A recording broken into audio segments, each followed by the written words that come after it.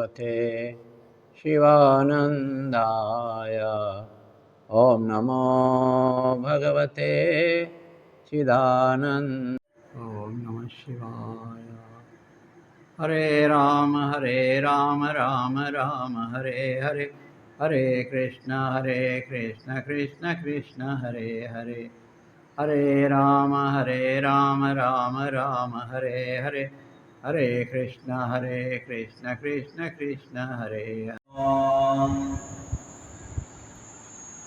अत्यंत हर्ष है कि आज हम 1 महीने के संकल्प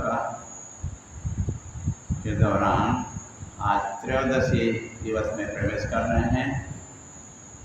और आज के सत्संग की महिमा ये है कि इसके साथ ही आज एक महान संत तुलसीदास जी महाराज की आज जयंती है।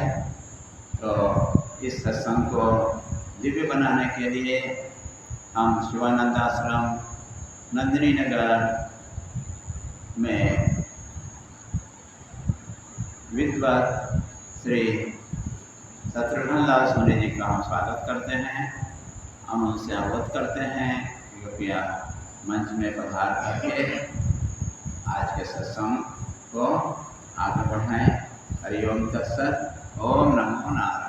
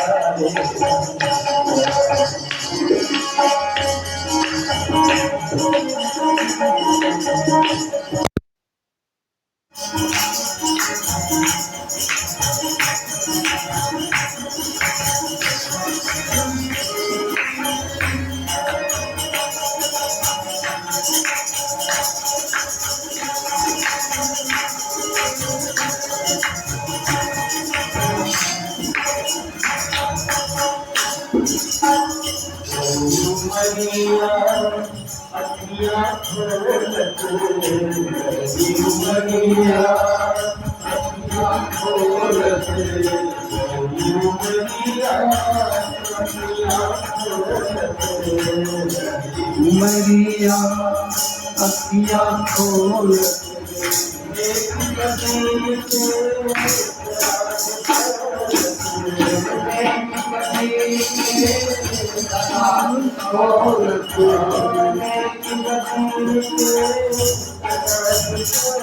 एक बदी के तरह खोलत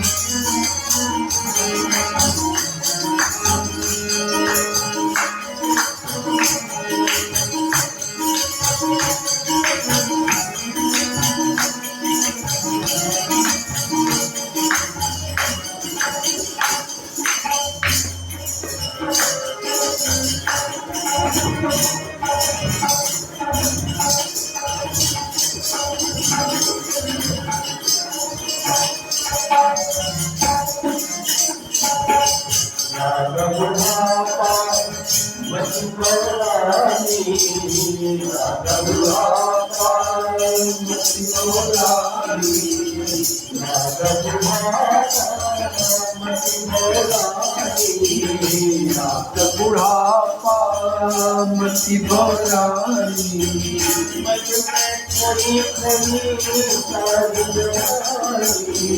मत में खोई खोई सारी जवानी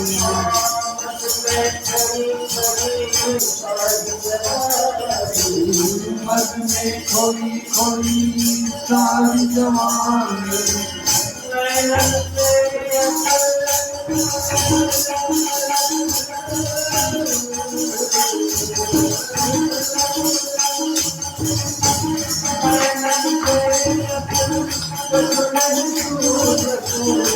नैनन से कछु नहीं सूझत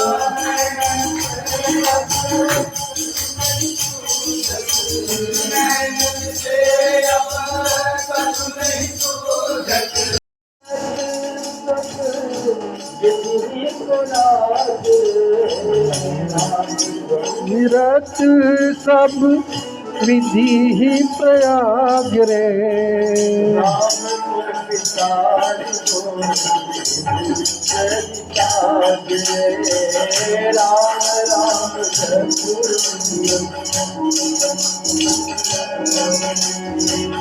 राम नाम प्रेम पर मारत राम प्रेम पर मारत कुचागिरे राम नाम हे राम राम तुलसी को जीवन धार रे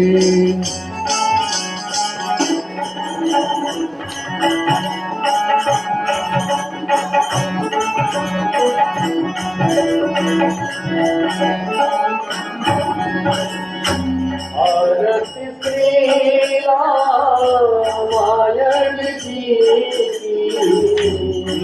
रति कली ललित सिया पीती पावत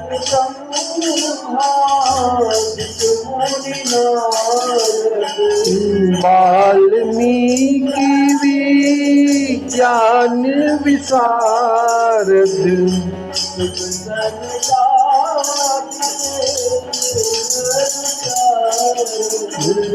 वरनी पवन सुत कीरतनी की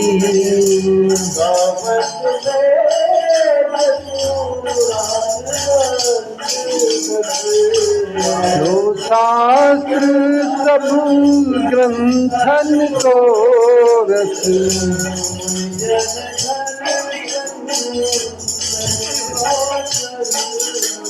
सार अंश सम्मत सब ही की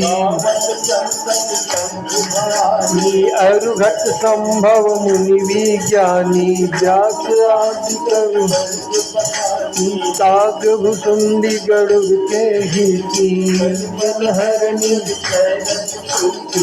भग सिंगार मोती युवती की तल तात मात सब विधि तुलसी की जल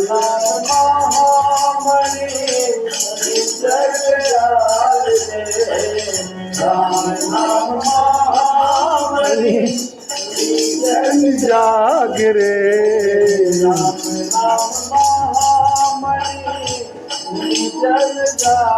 हे राम नाम महामणि सुनी जग जागरे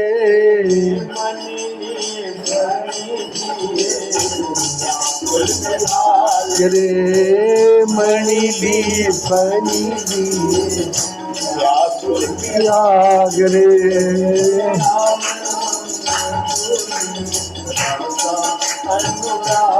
हे राम राम राम जपो जीव अनुराग रे अनुराग रे सदा का अनुराग रे सदा अनुराग करुणावतारम संसार सारम भुजगेन्द्रहारम सदा वसंतम विद्यारविंदे भवं भवानी सहितं कृतशेखराय दिगंबराय दिगंबराय शिवाय च नमः शिवाय च पापानि तानि सर्वाणि विनश्यन्ति प्रदक्षिणां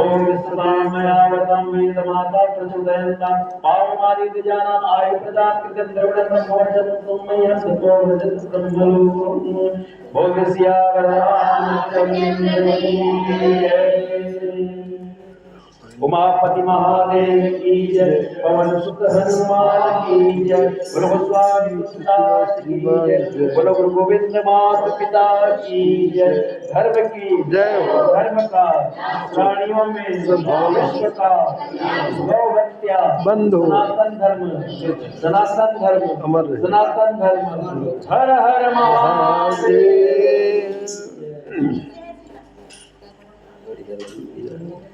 आइए पंडित जी, अच्छा लगे